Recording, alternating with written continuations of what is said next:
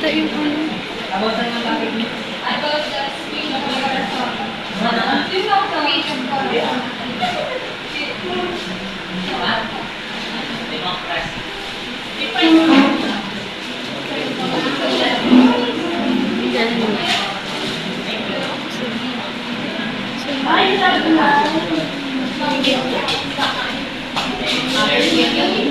People power.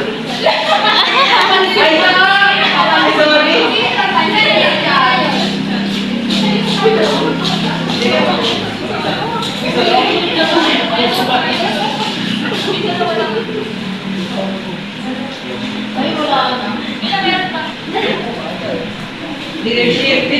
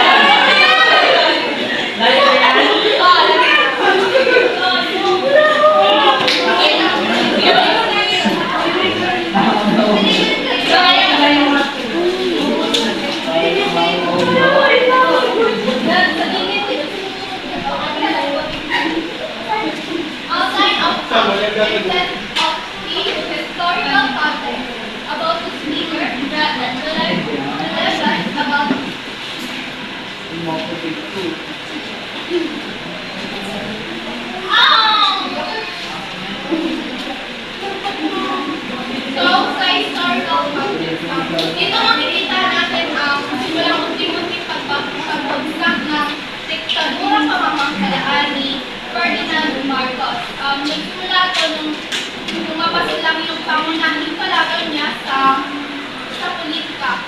Kundi si Senator Benigno Ninoy Aquino noong August 21, 1988. Mababalik lang niya noon mula sa pagkatapon niya sa Estados Unidos.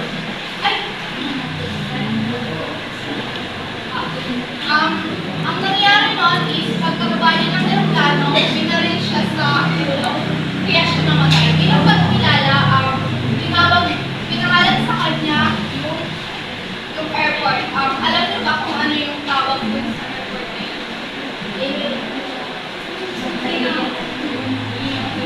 So yung airport ko na yun is yung naiya yung Ninoy Aquino International Airport.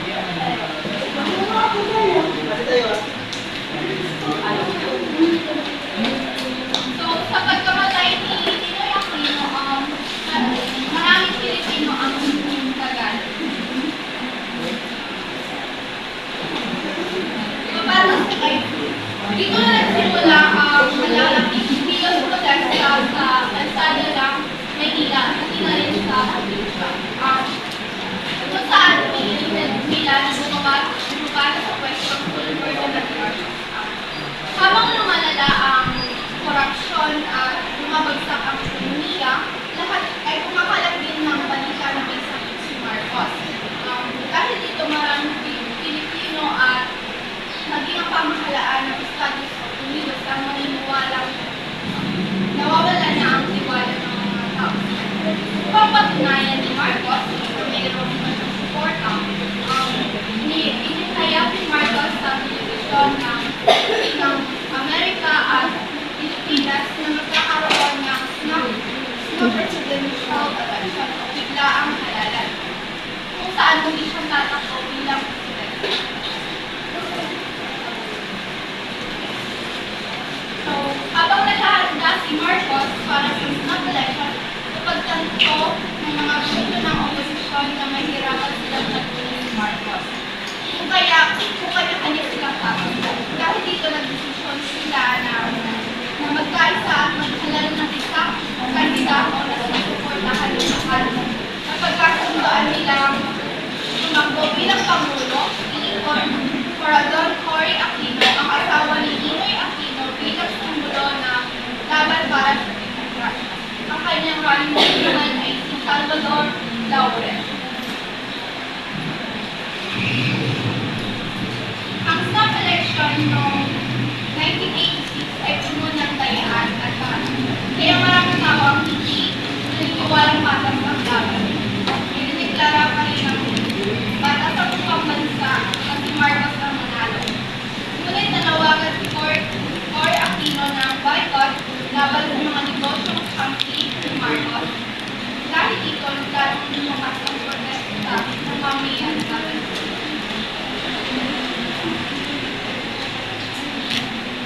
So,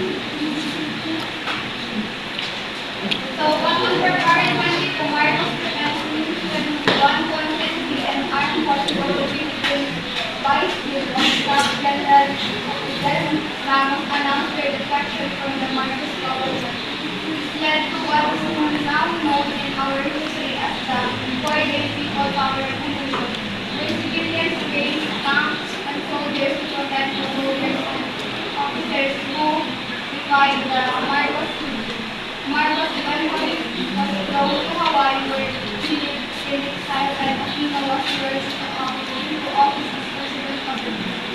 So, noong February 22 po, noong 1986, si Juan Ponce Enrile and si President Ramos po, kumala sila sa Laguna na pamamahala ni Marcos. Then, supportan po sila ng mga mamamayang Pilipino bayo. Lumabas po sila sa lansangan. Then, doon po nangyari yung people power revolution. Na 4 days, nakasila sila nagsala. Then, yung mga Pilipino po is lumabas po na walang kahit anong dalang armas. Nakapunta yung mga soldiers na hindi mga tanke. Then, pagkatapos po ng 4 days na people power revolution is, napilitan po si Marcos na bumaba na tumakas and pumunta po siya sa Hawaii, sa XUN. Doon po siya natirahan. Then, si makaalis po ni Marcos is si para sa Aquino naman po is nanumpa po siya bilang kaunahan na president ng babae.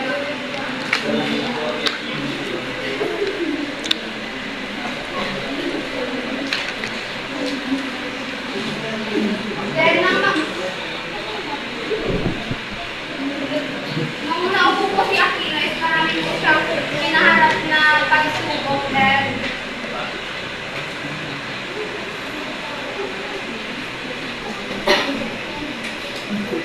madami din po siyang hakbang na ginawa. Then, makatapos po nung people power revolution is marami po problema nangyari. Yung pondo po ng Pilipinas is nawala na. Then, bumagsak po ang ekonomiya ng Pilipinas. Pero po si Corazon Aquino hindi siya sumuko. Gumawa po siya ng paraan. Pumunta po siya sa US para makipag-usap sa pamahalaan ng US na yung mga business man po doon, pwede po silang mamuhunan sa Pilipinas. By that po is malaking ambag po siya sa ekonomiya ng Pilipinas.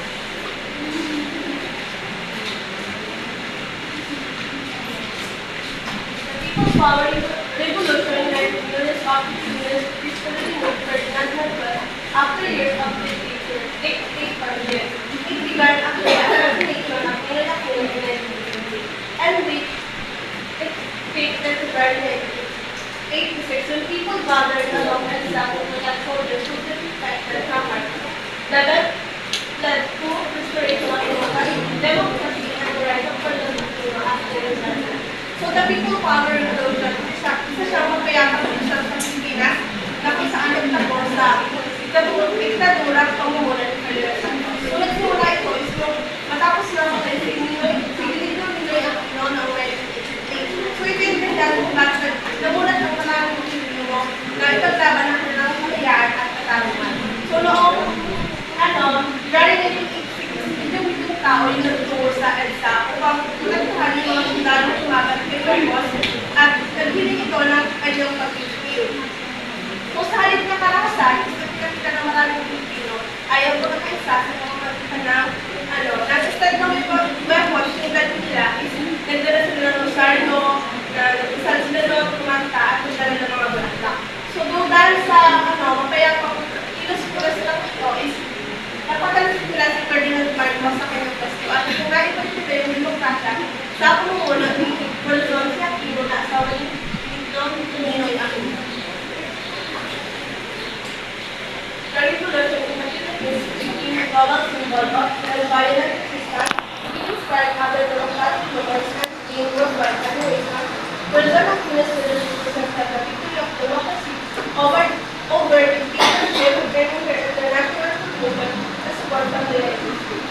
So, ang revolution o mas nila bilang people power revolution is sumikat siya sa buong mundo dahil pinakita na posible ang pagbabago ng walang lakas. So, nagkaisa ang mga Pilipino sa mapayapang paraan ng pagpaglaban ng kanilang kalayaan at nag-expression ko ng ibang bansa kung labanan dito mapapaglusong pamahalaan.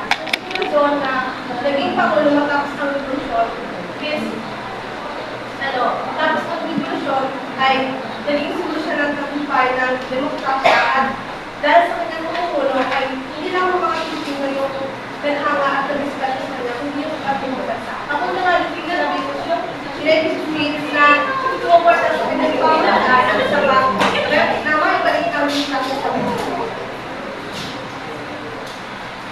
On September 18, 1986, Puebla Aquino delivered a speech before the U.S. Congress, where she shared the story of the Filipino people's peaceful revolution. She thanked the American people for their support and acted for help in building the nation's economy. The speech received transformations and strengthened ties between the Philippines and the United States. So, noong September 18, 1986, nagbigay ng pagkasisayan ng policy Pangulong Quezon Aquino sa harap ng United States Congress.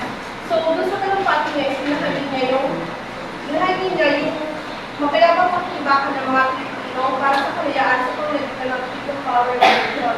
And nagpasalamat din siya sa mga mamayang Amerikano na sumuporta sa kanya at humiling din siya ng tulong dito sa United States para maibangan muli yung ating ekonomiya. And then, sabi nga dito is, dahil sa talumpati niya is yun, na yung mga United sa mga tagapakinig is yun, umanga din sa kanyang talumpati at nakatagin siya ng respect. And yung kanyang dahil sa talumpati niya is nag-build yun ng ugnayan sa Pilipinas at sa United States. President Aquinas U.S. Congress emphasized unity and democracy as the guiding principle of fair administration. She compared the Filipino struggle for freedom to Americans' own fight for independence and their values. Between the two nations, the message shows the world that Filipinos could be the people of the world. So, dun sa yung talumpati ni President Aquino sa harap ng United States Congress is, dun sa talumpati niya is, yung sabi niya, yung kanyang pamahalaan is pangunahan ng pagkakaisa, kapayapaan at demokrasya. And then, pinaalala din niyo yung pagpunta ng mga Pilipino para sa kalayaan ay katulad din daw ng laban ng mga Amerikano para sa kanilang kasalunan. So, doon sa Philippines, nakita na parang hindi ko nagpapahalaga sa kanilang kalayaan at katarungan. Dahil sa paghahambing ni President Aquino doon sa dalawang ito, lalong yung pag-ibig at ugnayan ng United States ay maging maganda at yung maganda, saka yung pagbigay siya ng inspiration sa buong mundo na masasabi sa kalayaan at pagbabago ay makakamit natin sa mapayapang paraan at hindi sa pamagitan ng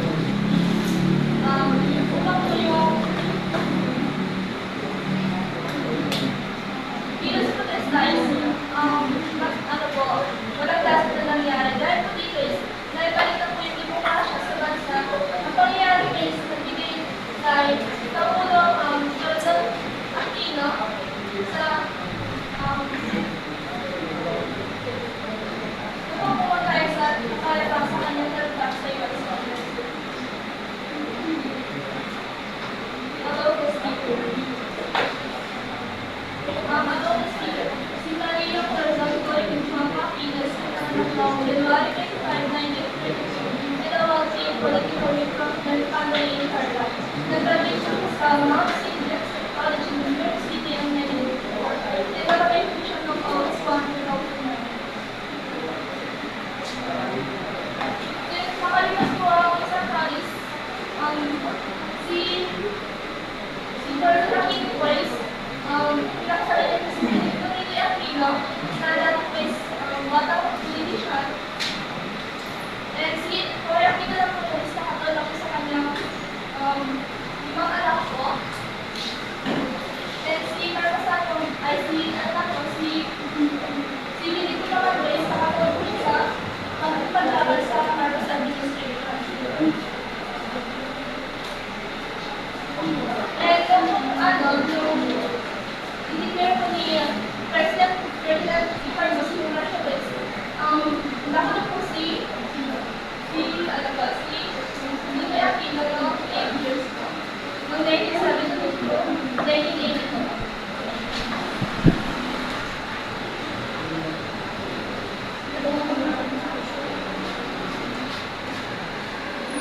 Nagawas na po si Ninoy Aquino noong 1983.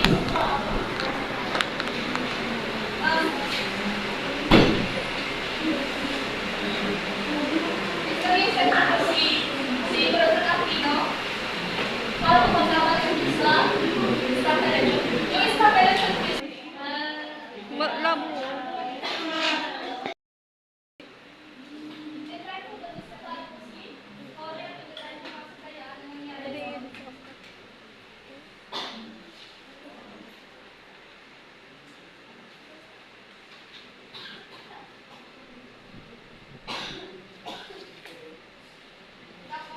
The Core administration became known of its restoration of Philippine democracy. A new constitution was written and the Congress was soon elected.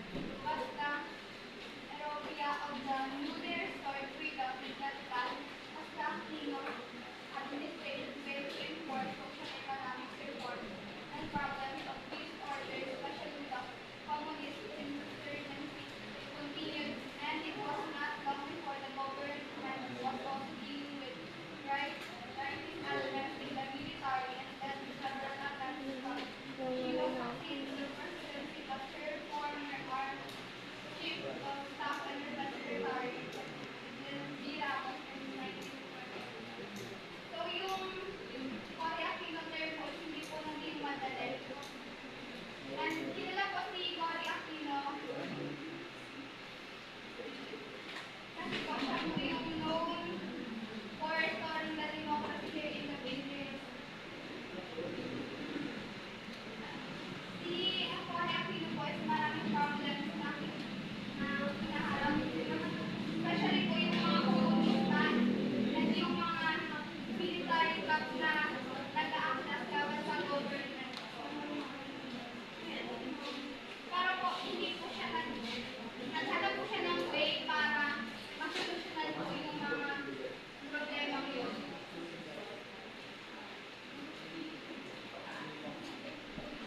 In January 1987, Cory Aquino was named the Time Magazine's 1980 Person of the Year. She returned to the limelight in 2001 supporting the impeachment of President Joseph Estrada in what later became known as EDSA in 2006. She was listed in the Time Magazine's issue called 60 Years of Asian Hero. Her leadership style was characterized by moral integrity and faith. She was also called the mother of the Philippine democracy. Her example inspired the movement leaders in the world. So, si Cory Aquino po ay sinilatan ng Time Magazine noong 1980 as Person of the Year and naging kilala din po siya noong 2001 because po pinuportahan niya po yung impeachment laban kay President Joseph Estrada. Then, noong 2006 naman po is nalista na po siya sa Time Magazine issue which is called 60 Years of Asian Heroes. Then, yung style of leadership niya po is sinala bilang simplicity, moral, and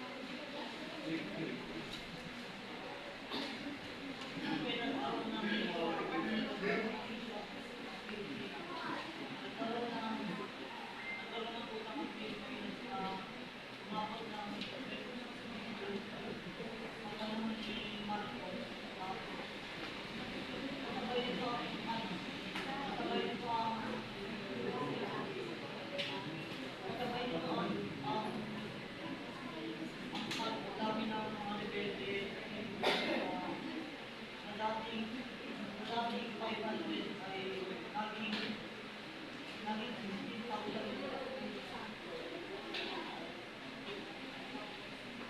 Naging sobrang po ay nagpagkano ng Pwede Aquino para kumbinsi ng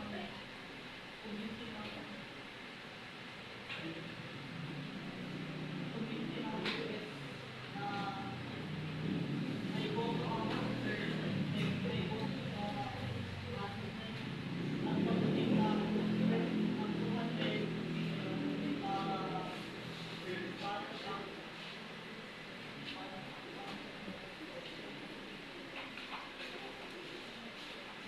para sa financial na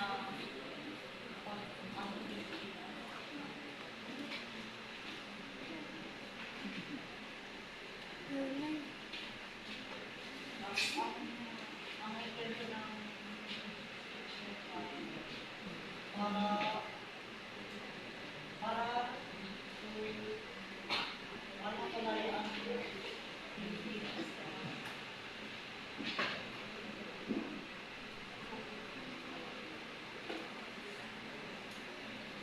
Pagkubayan ang kalayaan ng mga Pilipino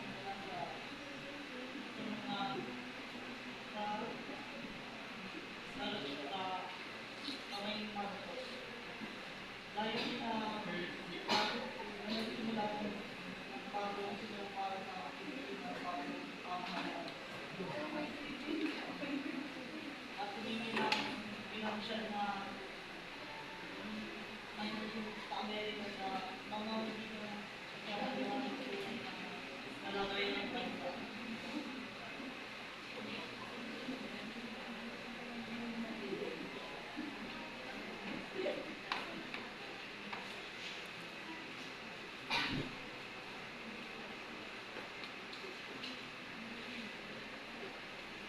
Ano kasi ang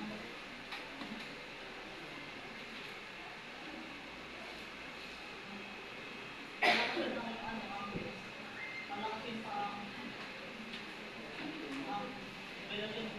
ang relasyon ng Pilipinas sa Amerika. Ibalik ang tiwala at confiance ng mga protes ng mga tao sa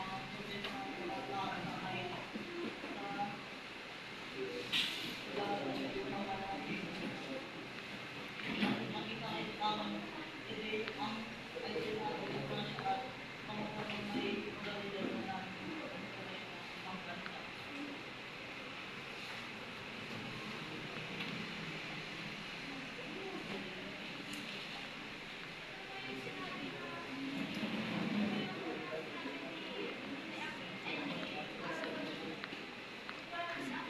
Gitu.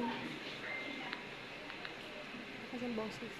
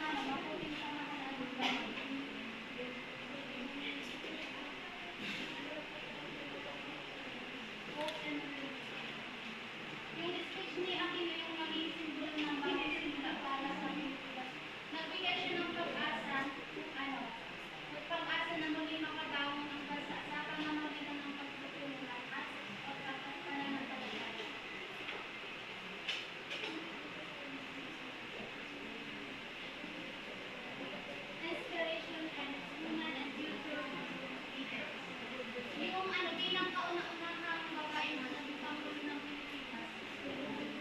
Yung ano niya, message niya, nag-encourage para hindi kaya niya yung mga kababaihan na mag-leader at makilahok para sa pag-ilag ng Pilipinas.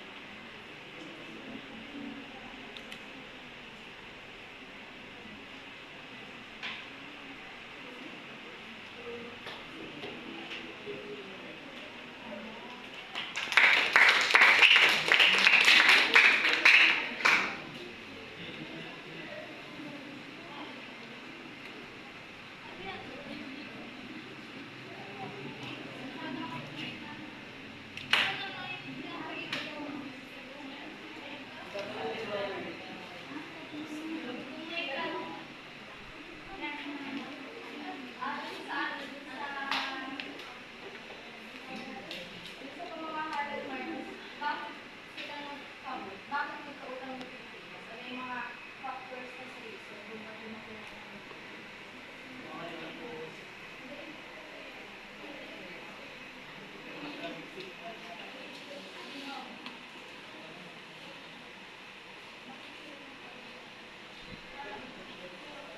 Alam mo kasi nagsimula din sa commercial law. So, nagkaroon din ng corruption, nagmahal yung mga bilihin, kaya nagkaroon pa ng ganyan kalakas sa ibang bansa. So, ang pinakaano ng yan, corruption. Tinagalan mo nila yung mga pera. Pero kung nag-desisyon yan yung kay Marcos. So my question lang sa inyo na what is the difference between democracy and dictatorship? Kasi kanina nyo kasi nasabi na nakalayo yung mga Pilipino from dictatorship and ang naging ano nila sa democracy, what is dictatorship? And after na nakalaya, what is democracy that emphasizes the Filipinos from the para makalaya sila sa dictatorship of Marcos? dictatorship, yung ginawa ni Marcos ng pinilihan niya yung mga tao na magbigay ng opinion, then marami siyang binawan. Kasi talaga yung then yung bureaucracy, yung kung ano tayo ngayon, yung freedom natin, Ano ba lang? Sabi yung ko, share and then kaya ano pa lang, ang dictatorship, iba nag-commercial law. Eh, sila lang ba yung nagkaroon ng mayroon yung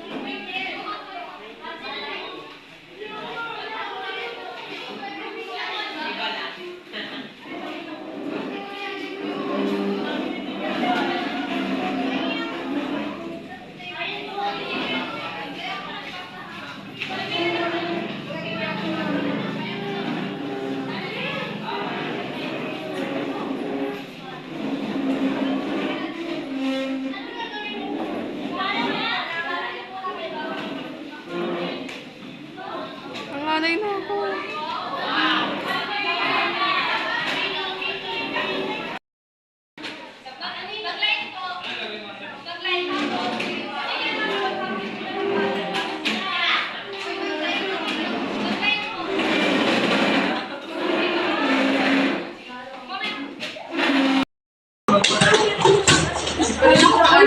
Sige.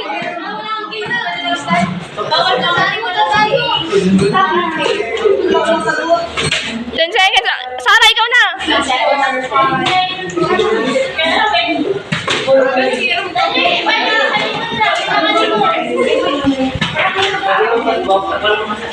Rosa May, i-video mo daw to. Dito, bibidyo sa gilid. Diyan sa gilid. Diyan sa gilid. Yes, sir. Yes, sir. Let's go. Yo.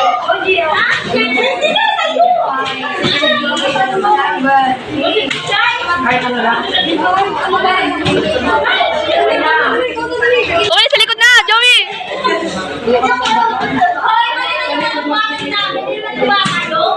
Ayun na, may isa! Giselle! Ulit.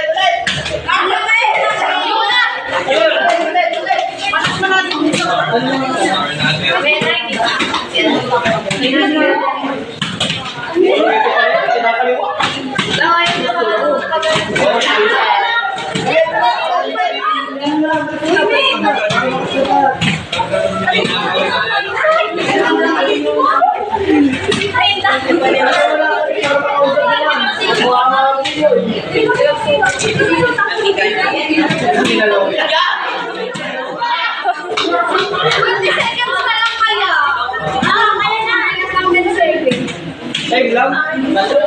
Wala, binibidyoan.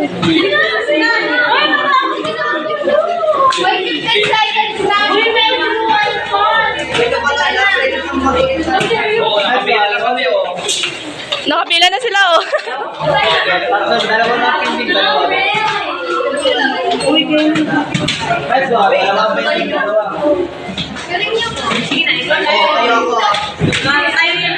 Hindi nakapila na dito, oh.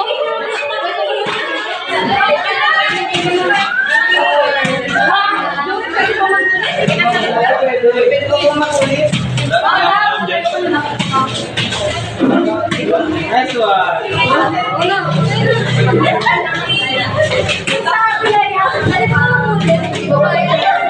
Oo, pwede mag-ulit.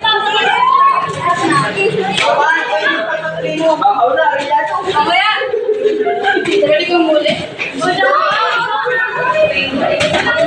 Uy, pagpatuloy mo yun dito.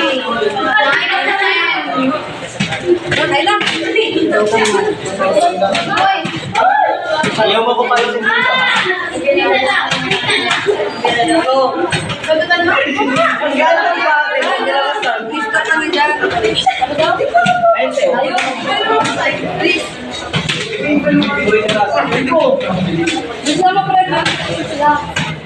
Go, Joey!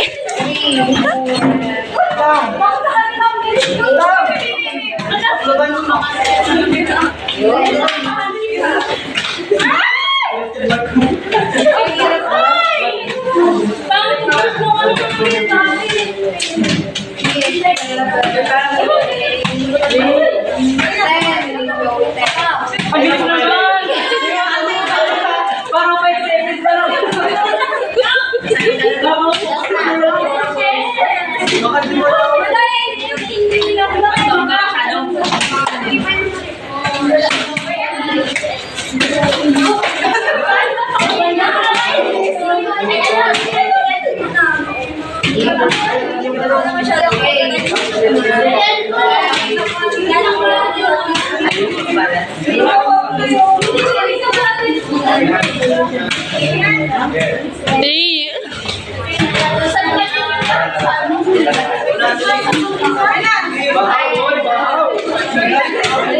Pila na, oh, pila na. Pila na dito. Gagawin pa tayo.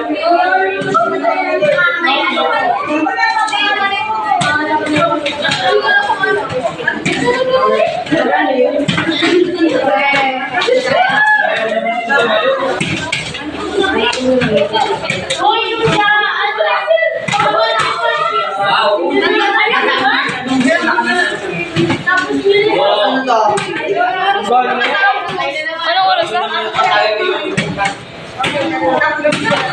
Ano, wag na yung ano?